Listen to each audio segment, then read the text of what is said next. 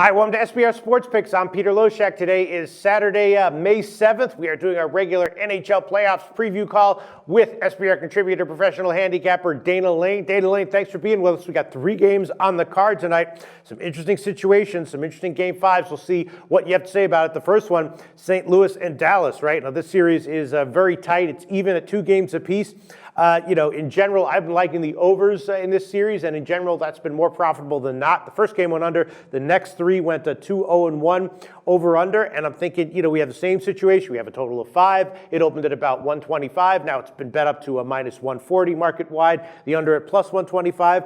I think I'm liking the over again, even with the early start time. And then, as far as the money line of the game is concerned, Dallas is minus 120. St. Louis is about plus 105 on the other side. Looks about right to me. I'm not sure if there's either of those sides that I want to take a shot with. What's your take on Game 5 in St. Louis, Dallas?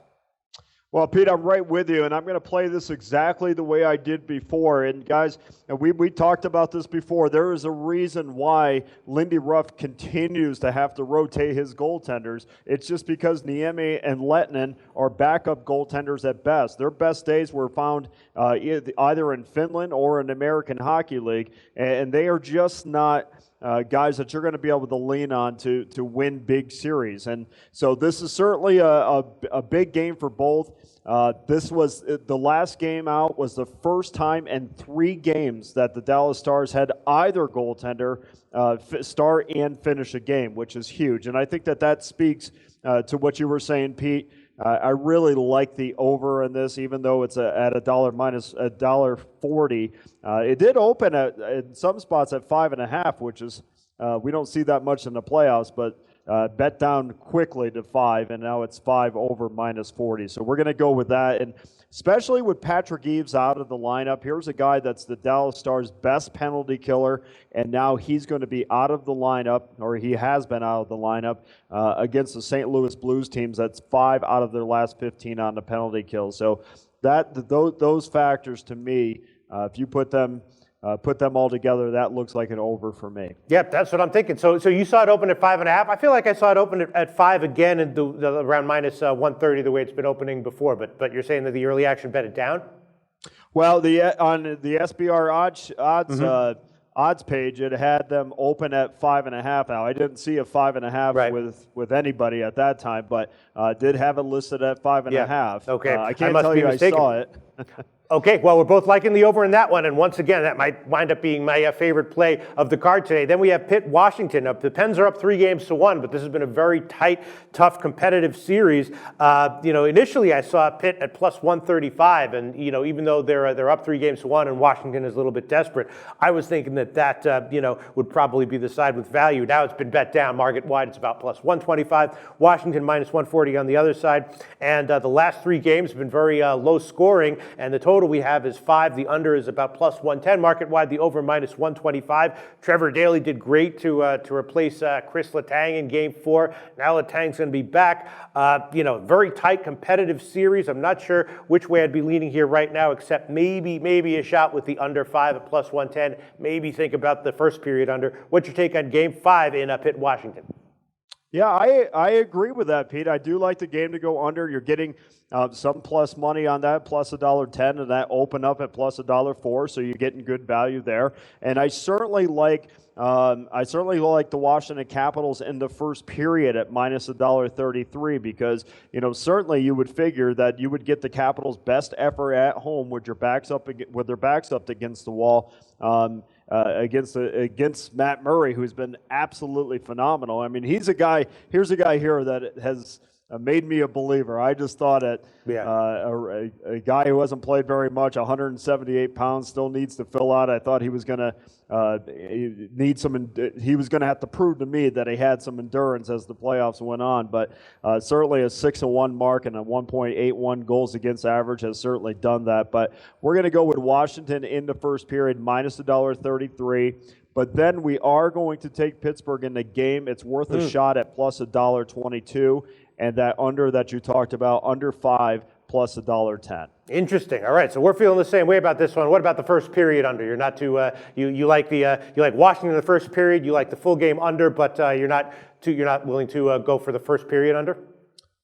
No, because I can see early on where this game's. I think Washington is just going to want to get as many shots on goal as possible. I think as the game goes on, see what happens is, Pete, I mean, I'm sure you know, once a team gets a lead, that the other team starts to play very defensive hockey. Yeah. So I foresee that happening. I see the first period wide open, and as the game goes on, one team is in defensive mode. Okay, sounds good. And then we have Game 5 in Nashville and San Jose. And of course, this series is tied up 2-2, but there was a very controversial ending to the last game that would have put San Jose up 3-1. I'm sure most San Jose fans and San Jose themselves believe they should be up 3-1 right now, but it's 2-2. Nevertheless, though, this series is clearly tightened up. Nashville playing a lot more competitively, and they're a big dog here for Game 5, plus 145 market wide. San Jose on the other side minus 160, and I would definitely rate San Jose, a half notch higher than Nashville in terms of what they put on the ice. I'm not sure though if that edge warrants this big of a favorite line, considering how tight the series has been, and the series has also been notably high scoring. The first two games have seen 2 overs and 2 pushes. The total is 5. It's about coin flip odds market wide. I'm thinking that something's telling me that this one might be a lower scoring game and maybe the under might be worth a shot. I'm not sure. I'm scratching my head here. I'm thinking about the under, thinking about Nashville. Tricky game. What's your take on Game 5, Nashville-San Jose? Yeah, as far as the total is concerned, Pete, I'm going to go with the over in this game again because you're getting a good number at minus $1.05 that opened up at minus $1.14. And let's not forget the fatigue factor. And I don't think that's going to play as big of a role in the first period. But most people think, well, shoot, I'm gonna play the under because they're going to be fatigued, and we've said it before. They're not. It's not like they're going to be skating at 6-7 miles an hour. But what fatigue does is makes you sloppy in your passes. It makes you not as effective on the penalty kill, and all those factors as the game goes on leads to an over. And fatigue is the gateway to scoring chances. Yeah. And so that's the way you kind of got to look at it. It's not like they're going to be, skating up and down the ice lethargic. They still have to, Pekka Rinne still has to prove to me that he is a big time goaltender over a period of time, not just over 1 or 2 games. I know he had 44 saves in the last game, and Nashville is feeling pretty good about themselves and about Rinne, but I still worry a little bit because I see Pete DeBoer bringing his defensemen up in the offensive zone a little bit too much, more than I would like. And what happens is a lot of times you leave a goaltender exposed if you decide to put more offensive pressure by using your defensemen. So what we're going to do in this game, I'm going to take the 1.5 under in this game. I know you're laying $1.54, but I have a pretty good feeling about that.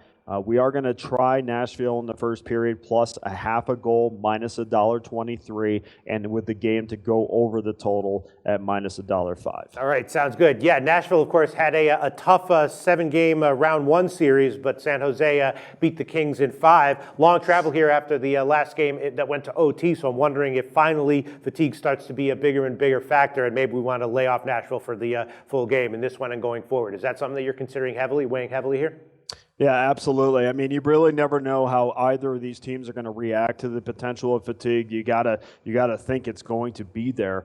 But certainly, again, your first period is really the pure period. When you handicap games, you're going to get the most out of what you think is going to happen in the first period because, again, over 60 minutes, there's so many variables involved. And there's something about this Nashville team, Pete, that I just can't dismiss. I think they've played exceptionally well in the playoffs, and just when I thought that they would give up and say goodbye to the 2016 season, they certainly refused to do that. They have beaten a good Ducks team, and now they're hanging in there with a very good San Jose Sharks team. So we're going to put a little bit of money and trust behind them in period 1. All right, sounds good. So out of the 3 games on the card today, well, if I had to pin you down on just one bet that's your favorite, which one would it be, Dana?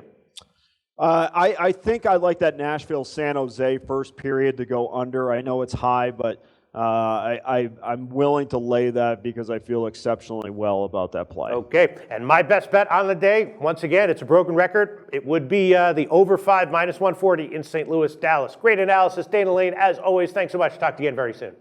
I appreciate your time, Pete. Have a great day.